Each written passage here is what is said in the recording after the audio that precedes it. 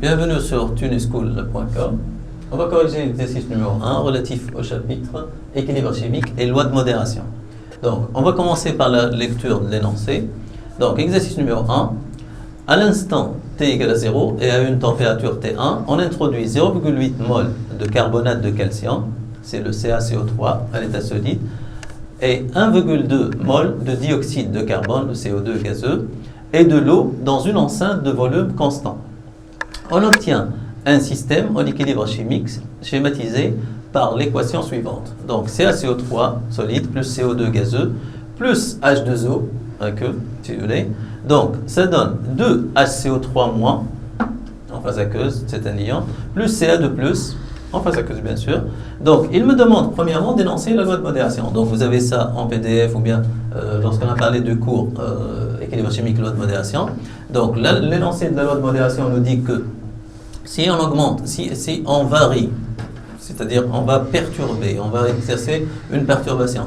Donc si on varie n'importe quel facteur d'équilibre, le système répond automatiquement par évolution dans le sens spontané qui fait diminuer cette variation, cette perturbation. Donc si on varie la température à pression constante pour un système fermé, ou bien si on fait varier la pression à température constante pour un système fermé, donc température, la variation de la température pour un système fermé à pression constante, ou bien la variation de la pression à température constante pour un système fermé, ou bien si on varie la concentration de l'un des constituants du système, de système ouvert bien sûr, à température et pression constante, le système va évoluer spontanément dans le sens qui fait diminuer cette variation. Si c'est une augmentation, il va diminuer. Si c'est une diminution, il va augmenter, si vous voulez, le facteur en considération. D'accord ?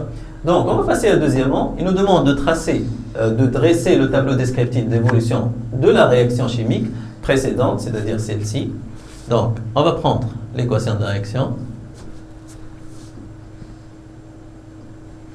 Voilà. Donc, je vais prendre l'équation de réaction. Je vais la mettre ici. Bien sûr, là, donc, on a les deux sens, si vous voulez. Le sens 1. Et là, on a le sens, donc le sens 2. Ça, c'est le sens 2, si vous voulez. D'accord ? Donc, il nous a dit que là, on a, si vous voulez, il a introduit 0,8 mol de carbonate de calcium à T égale à 0. Donc là, j'ai X, si vous voulez. Là, j'ai T, si vous voulez. Donc, pardon.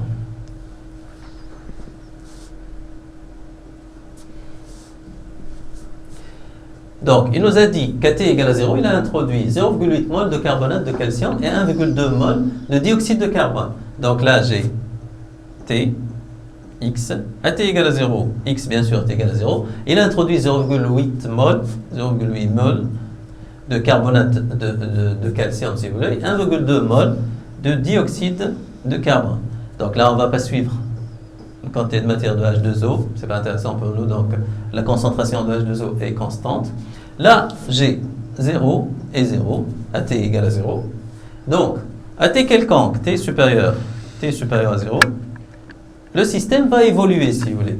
Donc là, ça va évoluer dans quel sens? Si on veut, si vous voulez, connaître le sens, donc on doit forcément calculer la fonction des concentrations. Mais là, les entités à droite, les concentrations des entités à droite sont nulles. Donc j'aurai pi égale à 0. Donc si j'ai pi initial est égal à 0, donc forcément, le système n'a pas le choix. On aura une évolution, si vous voulez, spontanée dans le sens 1.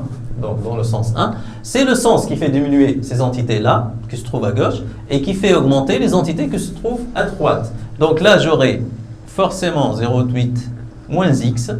Là, j'ai 1,2 moins x. Là, il y aura apparition de 2x mol de HCO3-. Pourquoi? Parce que là, c'est le coefficient C2. Et là, x mol de Ca2+. D'accord?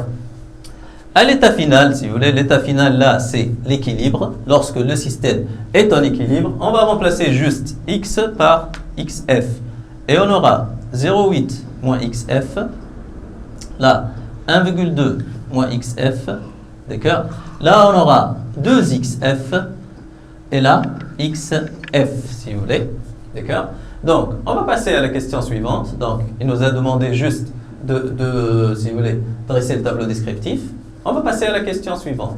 Donc, troisièmement, un dispositif, si vous voulez, approprié, permet de suivre l'évolution de la quantité de matière de dioxyde de carbone au cours du temps. Donc là, on est en train de suivre, si vous voulez, l'évolution de nombre de moles de CO2 en fonction du temps. Puisque c'est si vous voulez, puisqu'il se trouve, puisque là, le nombre de moles va diminuer, si vous voulez, d'accord? CO2, là, c'est le nombre de moles de CO2. Donc, ça diminue au cours du temps, puisqu'il y a évolution dans le sens 1. Donc, les résultats des mesures sont consignés dans le graphe de la figure suivante, C1. D'accord? Petit a, déterminer la composition molaire finale du système chimique lorsque l'équilibre chimique est établi. Donc là, vous voyez bien, il parle d'équilibre chimique, si vous voulez. Donc là, la composition du système, vous voyez bien que ça dépend de quoi? Donc là, j'ai 2xf, là j'ai xf, là j'ai 1,2 moins xf, là j'ai 0,8 moins xf. Eh bien, c'est l'utilité du tableau d'avancement, c'est que là, tout dépend de xf. Donc, il suffit que je détermine xf, eh bien, j'aurai tout. Donc, on va essayer de déterminer xf. Donc, l'information qu'on dispose là, c'est le nombre de CO2, nombre de moles de CO2 à l'état final. Donc, ça, c'est NCO2 final. D'accord? C'est égal à quoi? Donc là, j'ai 1,2. Donc là, j'ai 0,2, 0,4, 0,6, 0,8, 1 et 1,2. Donc là, j'ai quoi? J'ai 0,8 moles.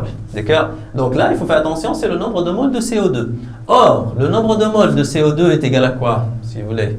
Là, le nombre de moles de CO2, c'est 1,2 AT égale à 0, 1,2 moins X dans un état intermédiaire, 1,2 moins XF lorsque l'équilibre s'établit. Eh bien, c'est égal à quoi finalement? C'est égal à 0,8 mol.